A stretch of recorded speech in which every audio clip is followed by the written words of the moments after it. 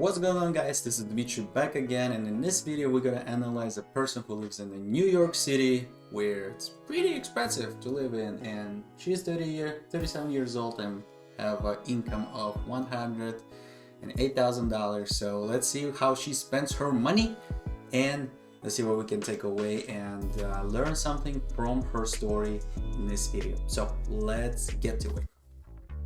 I would love to buy property in New York, but it seems like I don't know how that's going to happen. It's going to take like Moses parting the sea or something. What I really want to do is just have a lot of savings. My name is Jessica Brodkin. I'm 37 years old.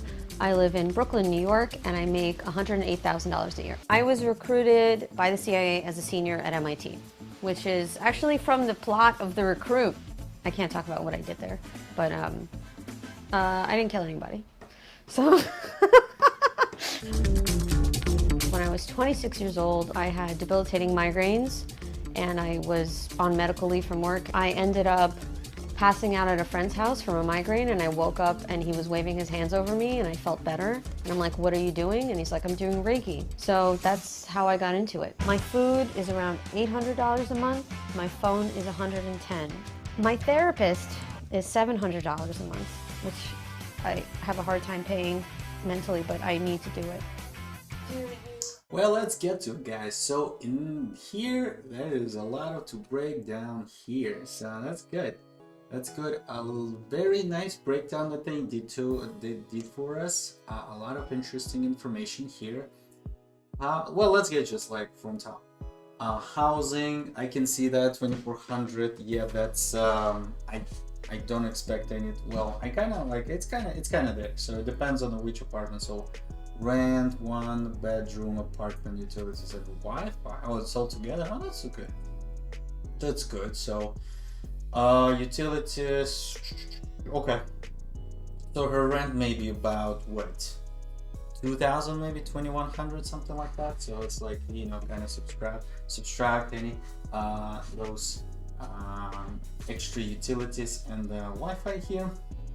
So the phone, they put it separate one. Okay, transportation, okay, health insurance, okay, pet. Wow. Well, I get, wow, that's interesting. Savings, monthly average calculated from annual saving. Oh, okay, so her like saving not standard. It's like I save a little bit here, a little bit more, a little bit less here. Okay. Debt repayment, that's good. So she focused on that. That's another good thing. Food, 800, bro. Yeah, that's, man, that's a lot of eating out, man. That's a lot of eating out. Yeah, for sure. Miscellaneous, oh, this is gonna be lovely. A donation, subscription, and therapy. Okay, I can see subscriptions. 100, yo. Well, therapy and donations might be taking a big chunk of that, so therapy might be expensive. Subscription, okay. All right, and business expenses. Well, see, I don't even know if we need to consider this one, because it's kind of like, if you're related to business and it brings you income, it's really up to the business, and you don't really consider it as your spending from the business. So it's kind of like, you know, the whether you consider that thing, it's a little bit different from each other. Like for me, I wouldn't put it like on the personal, you know. It's kind of like, you know, I would just set it aside, make it like be the business wise and business wise. So, and that's pretty much it. Yeah, other than that, I think it should be okay. I mean, in terms of like general business, all the spendings here, it's pretty much okay. I mean, like I don't see anything beyond that. So this is actually, I'm not sure if it needs to be there. Miscellaneous, yeah, I'm not sure. So donations and subscription or therapy, yeah, I don't really touch that area because of the health and stuff. Food, that can be cut a little bit. Debt repayment, that's good. Savings, that's good. Pet and all that, that's good. So I mean, yeah, and that's pretty much what it is about this one. So let's continue, see what's going on next. I see 12 clients a week now. I used to see 16, which I couldn't really, it was very difficult for me. If I see too many clients for my energy or for myself, then I really have to take a lot of time off to recuperate. How are you feeling since the last time we saw each other? Good. Yeah, and you got the crystals. Clients are really diverse. I think it's getting more and more mainstream. And so it's becoming a little bit less weird for people. I gotta just put it out there, guys. So I got a cat. I'm just gonna click here, so you will see here. So this guy is always come to my spot and always checks out on me. So this is just a disclaimer that that's who you saw just now. So let's keep watching. Things I don't need. I have the we have food at home conversation with myself all the time. It means don't eat out, we have food at home.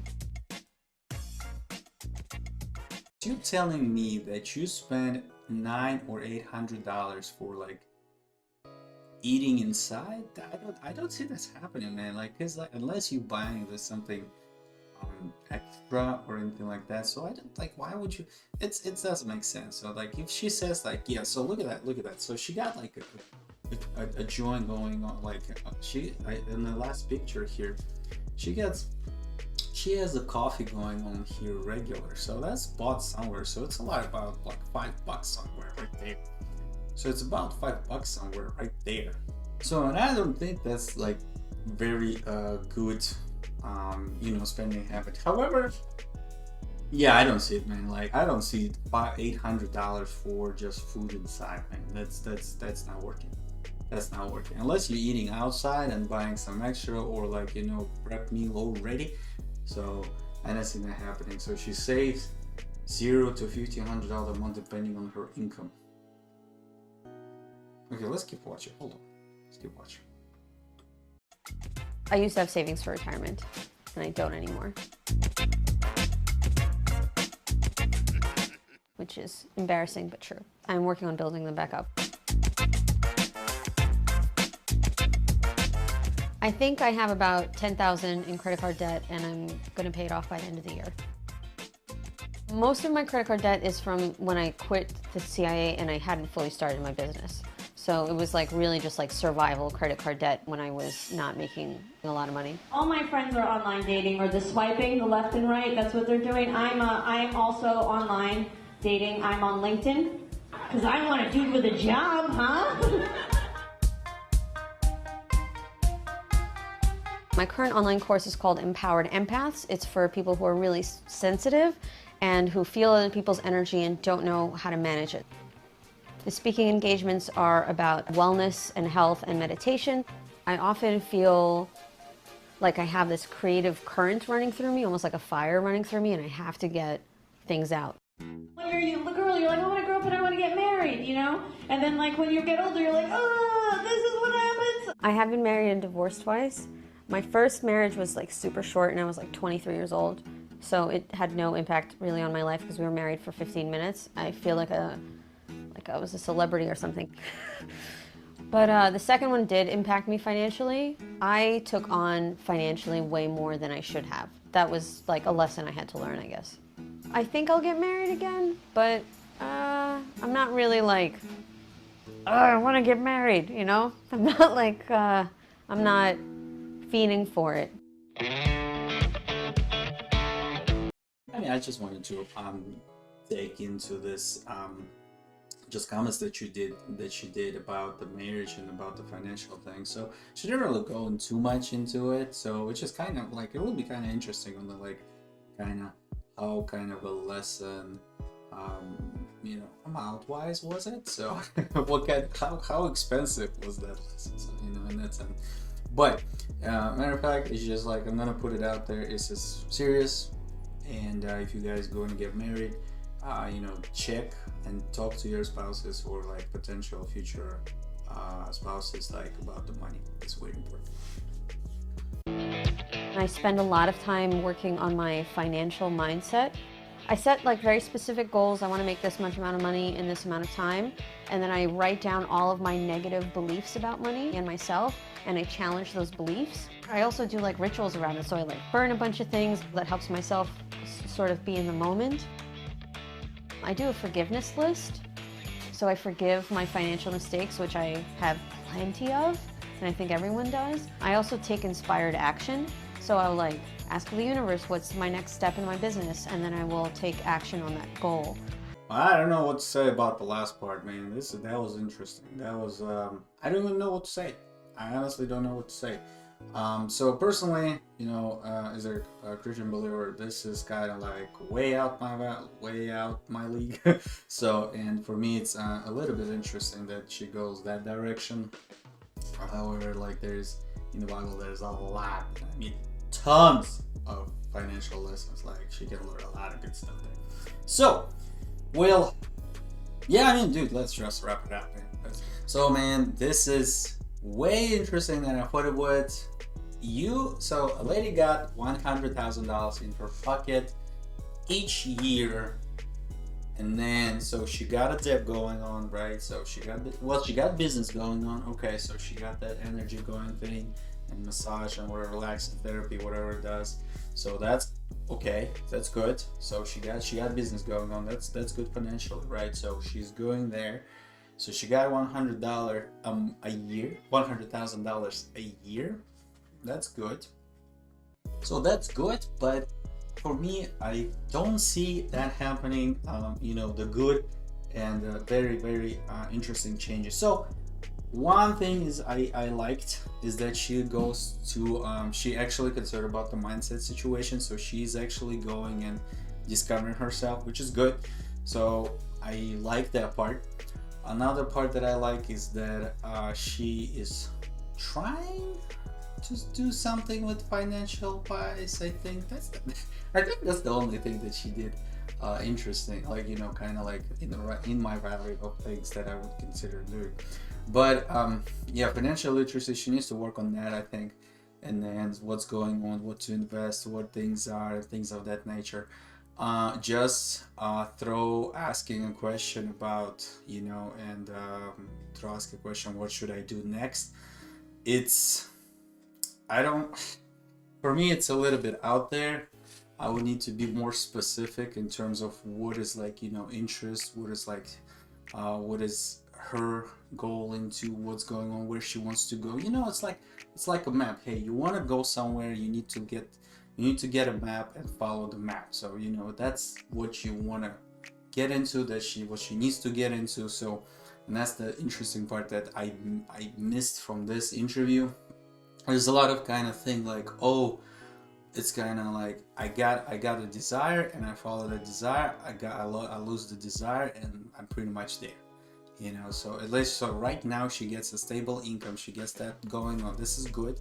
So she needs to continue like drawing and going, but with the purpose. So she needs like, hey, if I want to do this, I need to get there. If I need to do this, if I need to get there, and I want to do this, I want to do that.